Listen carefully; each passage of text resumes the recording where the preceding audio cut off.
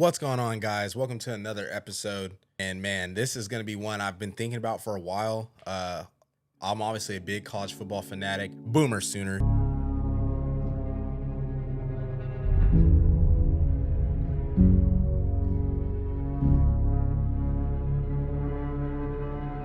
You know what's going on, DNA Revenge Tour coming soon. But big college football fan, and I'm really excited to just kind of jump into what's going to be happening in 2024. A lot of changes are going to be happening. Conference realignment.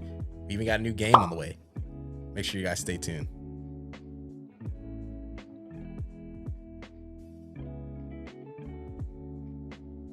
All right, so in this video, 2024 college football, how it'll be changed forever.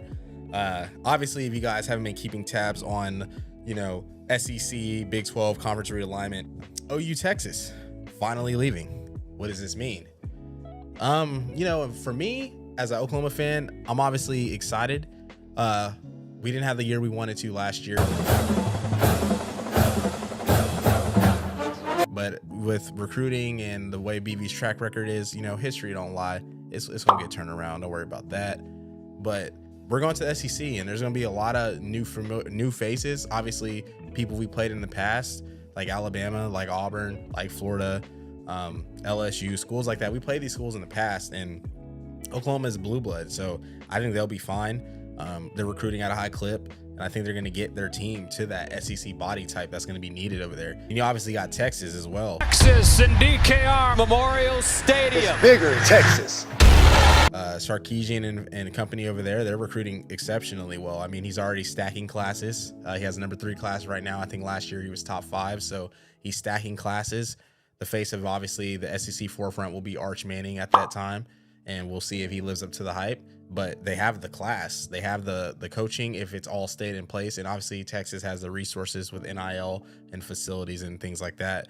And like I said, these teams are kind of, they're ready for this. I think they'll be fine. Maybe not year one, but maybe so. I think they'll be good enough to compete for a playoff spot, which I'll touch on why in a little bit. But this would be cool to see, some different matchups, like seeing Oklahoma go to a Vanderbilt, or seeing like Mississippi State or OU go to Mississippi State, or seeing like the games we don't normally see at that time of the year. Seeing Texas go to Tennessee, like that's gonna be crazy. Like in Knoxville, come on guys, like you want to see that ugly orange on ugly orange, like it's all in all, man. It'll be cool for me. I live in Austin actually, so it'll be cool to maybe get my face at some Texas games, watch Texas play these SEC teams in person. There's gonna be a lot of talent on these fields at all times, and I think it's going to be really good for the SEC and the college football as a whole. You got this whole southern footprint down low, and it's going to just be all these teams playing each other, battling it out. And then for the Big 12, I really don't think it's that big of a deal for them.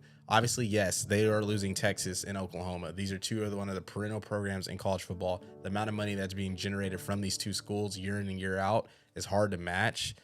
But you obviously add teams like BYU, Cincinnati, Central Florida, and Houston. Obviously, these teams came over from the American Conference, which is obviously causing their conference as well to realign and add some teams in there, which I'll kind of touch on in a little bit if I can find the article. I had an article up because it's a lot of traction, man. It's a lot of movement. But yeah, man, I just think that the Big 12 will do fine. I've heard reports of them trying to add over the Arizona schools, like Arizona State, even maybe bringing Colorado back over from the Big 12. And we see what they're doing over there at Colorado. If Prime's still around over there, I mean, they're going to be recruiting at a high level. Colorado, I would not be surprised if by next year they have a top 10 class. I mean, just the way Coach Prime is, if they can deliver within his first year there, that's going to be a team that's going to be a dangerous team for a recruiting standpoint. You get Prime in these rooms, kids, doesn't matter where they're going to come from, they're going to come play for Coach Prime. Doesn't matter where he's at. So if he can continue to develop what he's doing and coaching, they're going to be a problem. You get a team like that over to the Big 12, that's another big name, a traditional school as well, that's coming over. You obviously got the Arizona schools, Arizona with being in basketball, that's really good for the Big 12. And another school that comes to mind that I think you got to kind of swing for the fences here early is Oregon. Oregon is obviously still going to be in the Pac-12, right? They're still going to be in that footprint as of now. I could see like the Big Ten reaching out and trying to grab them in Washington, just due to the fact that they probably feel like they need another team to compete. with the SEC. Maybe Notre Dame joins the Big Ten at some point within the following years. Man, if you're the Big 12, you got to look at Oregon and be like, this is Nike University. This is a school with a ton of revenue, a school that's obviously, going to be in the college football playoff discussion. Dan Lanning has that thing going right now. Oregon is a hot destination for recruits. It always has been. They're going to have the money to get players that they need to get. And they're obviously, they're in a nice footprint, man. They got a lot of the California and Seattle area always feeding in there. And then nationally, they're just a big brand. But you get that brand over there into the Big 12 with like Colorado, with the Arizona schools, maybe throw in a Utah, right? Obviously, you're kind of pulling from the Pac-12, which I think the Pac-12 will have something to say about this just due to their media rights and TV deals that are being discussed. But I just think Oregon would be that school that I think would kind of jump things off, and people be like, oh shit, like the Big 12 is not playing around. And obviously their Big 12's commissioner used to work with Jay-Z, so he's not in it for the college football aspect. He's a businessman, so he's going to make some business decisions and plays that'll help out his conference.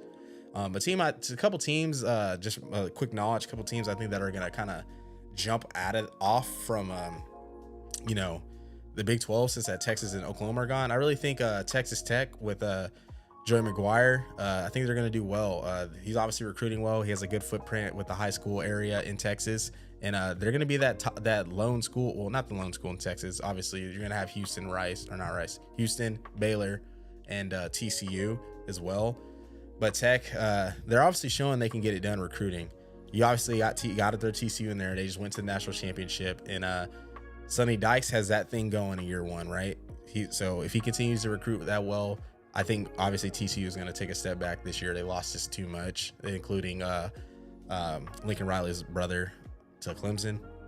His name's Garrett Riley. They lost him. There's going to be just so much competition within that conference. Who's going to rise to the top? You even got teams like Central Florida, who I think is a dangerous team to be in the Big 12. This is a Florida school who's always been decent, and now they're in Power 5 resources in Florida. It's another opportunity for a lot of these kids talented out of the Sunshine State to go to. So that's going to be interesting just to kind of see what happens there. And then we're going to go over to the Big 10. Obviously, UCLA and USC are joining them in 2024 as well. And it'll be interesting, man. UCLA will have Dante Moore probably in year two. It'll be a second year starting for UCLA with Chip Kelly. And, you're going to obviously have USC. They're going to have Malachi Nelson there after Caleb departs for the NFL. And they're going to be going right into the Big 10. And I obviously think they're going to do well. These are California schools, going to have a ton of talent. But what are they going to do when they got to go play Ohio State and Columbus in November? When they got to go to Happy Valley, play Penn State in November? Maybe go to Ann Arbor, play Michigan, East Lansing. You know what I'm trying to say? They're going to have to go play these teams in cold weather environments where a lot of these kids grow up from California, Texas, Florida. They're not used to playing in that. I think they'll obviously be fine from a talent standpoint, and that's how it is when you get to the NFL. You have to play in these environments. But I do think it's going to be an adjustment period, and also USC doesn't have really a home field advantage at this point in time. So I think they're going to have to bring that, and maybe teams like Michigan, Ohio State, coming out to California, late in the year, maybe that'll bring out the LA crowds to go to these games and support their teams. But that's another big change coming in 2024 that are kind of worried about the Pac-12, the state of the Pac-12. You obviously got Stanford over there still, Washington State, all the schools really besides the California schools, Southern California schools. If I were going to replace some of these schools that are going to be leaving, you got to look at Boise State. They went 40-0 in the WAC when they were in the WAC since 2004.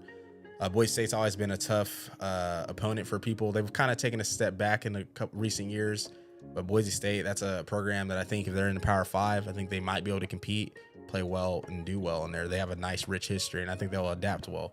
You obviously have Fresno State, who has really came onto the scene in the last 10 years, been a very, very formidable group of 5 team. They always play Oregon, California, all these schools that they play at the beginning of the year. They always play them tough, and then when you look at them at the end of the year, they're either winning out or they're playing for their conference championship. So that's a team I think should immediately be looked at for expansion. And then you have San Diego State, huge market, the biggest school in San Diego, which is a big city in California. I really think they could generate the revenue and kind of the appeal to the Pac-12, having a San Diego market in the Pac-12. I think that's really important if they are going to lose some of these LA teams. Just another Southern California presence. So those are a couple teams that kind of come to mind. if the Pac-12 were looking to expand. Now we got A&M versus Texas. Can hardly bear to look. Justin Tucker from 40 yards out for the game. It's up. The Longhorns win it.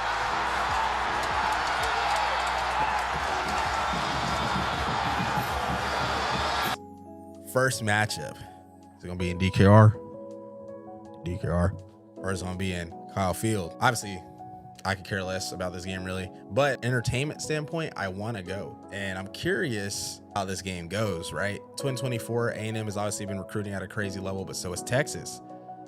A&M fans have been chirping Texas fans a lot. So is Texas. That's just kind of how it is in this rivalry.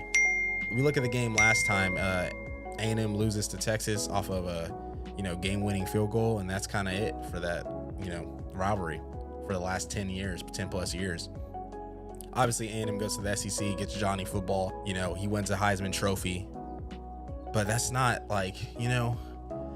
that's kind of the cusp of A&M. They've obviously put out people like Myles Garrett, Mike Evans. They put out people in the NFL, but they haven't really done much besides the year where they just went, I think they lost one game and they ended up beating North Carolina in their bowl game. And they were complaining they didn't make the playoffs. But then this following year, you have the best recruiting class in the history of recruiting since it's been graded. And they go 4-8. They lose to Appalachian State and some other teams along the way. They just don't look that good. But you obviously have that boy Jimbo hiring some OCs now. He hired Bobby Petrino. Feel how you want to feel about him, but he's a phenomenal OC. And that is a dangerous hire for a team like A&M with the talent they have. If they can get their quarterback situation figured out, they have a lot of talent there. They have a lot of receivers. They will be dangerous now because they always play good defense. But that's just a if. Now you got Texas, right? Texas has been known to playing up and down in their level of competition. But in a game like this, you expect that team to, rise up and play up to their competition how they normally do. And in my opinion, I really think Texas is going to come with it in that game. I'm excited to just kind of see the rivalry, to see the A&M Texas fans talking, and I think it is going to be entertainment at its finest. Like that game has to be like College Game Day the first time they play. Hopefully they're both like decent and ranked pretty well. So, but it's gonna get ugly there. It's gonna get ugly. Some teams I would like to see Oklahoma and Texas keep playing when they go to the SEC. I'd really like OU to keep playing. Obviously, Texas, they're going to play each other. Missouri and Arkansas. Apparently, they're getting to this formula of only 3 teams, so like this 3-team pod thing they're kind of doing. But they have, there's so many different areas of this that you can touch on. You obviously got to keep it fair, but I think the SEC is going to get rid of divisions because the Pac-12 doesn't have divisions, the Big 12 doesn't have divisions, the Big 10 is getting rid of divisions. Now I think the ACC and SEC are going to join them. And a lot of the times I think these conferences kind of want to protect their teams, right? Instead of playing 9 conference games or 8 conference games, maybe they want to put teams into divisions because they want to have more teams going to the college football playoff. And I think this was the case when there was only 4 spots. But now, since there's going to be 12 spots, the playoff is expanding to 12 spots. There's going to be so many teams that are going to go. And in my opinion, I think the committee is going to be looking at the SEC and they're going to be like, well, dang. Oklahoma, Texas, Bama, Auburn, LSU, Florida, Tennessee, South Carolina on the come up. All these teams are going to just be like, man, they're just beating up on each other. A&M, they're just beating up on each other. Well, we're probably going to see a team with 4 losses in the playoff, maybe 3 losses in the playoff as an SEC team, because they're going to be like, man, they lost to this. Like a team like Alabama had 2 losses in conference last year. They lost one on literally on a 2-point conversion and one on a game-winning field goal. They have 2 losses. Say they lose to Texas and Austin, right? They have 3 losses, but in a 12-team playoff format, you're looking at Alabama. You're like, that's still a playoff team. That's still a team that I think could go and win the national championship if they got in, which is going to make this so exciting, especially if they keep with the rules, right? They're talking about teams going from Penn State goes to Austin. I always use this example because that's just a game we don't ever see, right? It's a game we won't ever see. But now with the playoff expanding, these teams 5 through 12 are going to play each other, and the higher seeds are going to host a home playoff game. And I think that's going to be electric for college football. That's going to bring the joy to college football. Obviously, it's going to go to the neutral site games, how it's been, and you know, we're gonna have to deal with that aspect of it. But man, just the joy of that as a student, like you know your team's good that year, and then you got a team coming to your house for the playoffs. You know, you might have stayed up there for the break, or you got your family visiting you to watch the game. Like that's gonna be electric. I think that's gonna be super cool. And then Texas teams, I want to see them keep playing. Obviously, they're gonna play A&M.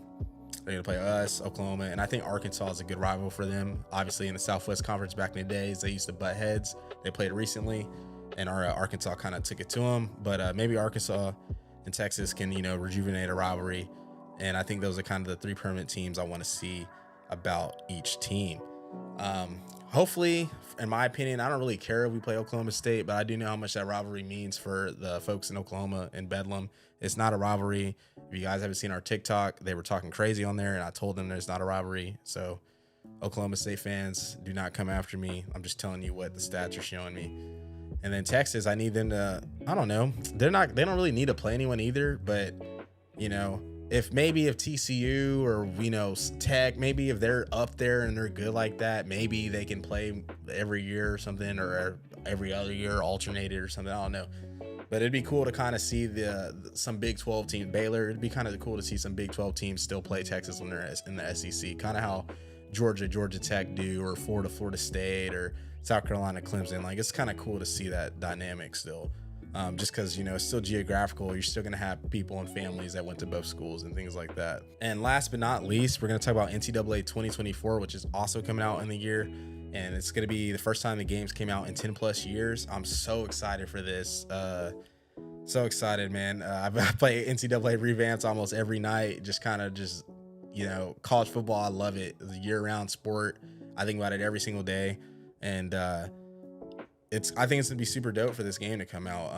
Apparently they're rebuilding the game up from the core engine, so hopefully it's not like Madden. You know, Madden, if you guys play sports games, Madden's a little clunky, it's not as responsive, things like that. And NCAA, it's like a smooth game. You know, you're playing it, you're like, yeah, this feels like college. Like, you got, you know, stick work and all that. Like, I'm telling you, like, NCAA is different. Obviously, it's going to have Dynasty mode, Road to Glory. I'm hoping that, in my opinion, so I think that's really important. I'm an old NCAA old head, so I used to play like 04, 06, 08, and they had the FCS schools on there.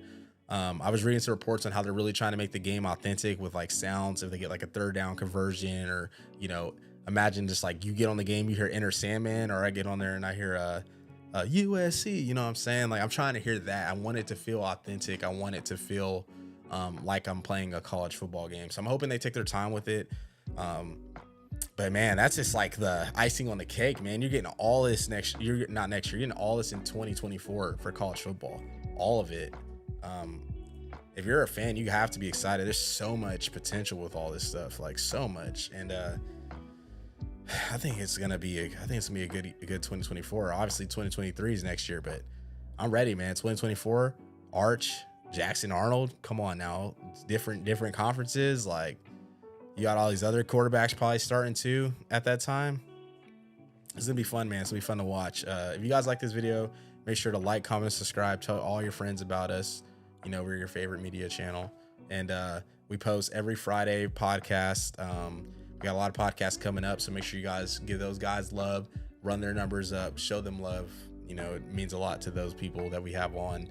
And make sure you guys stay tuned. We got a lot of special things coming your way, and we'll catch you next video. Peace.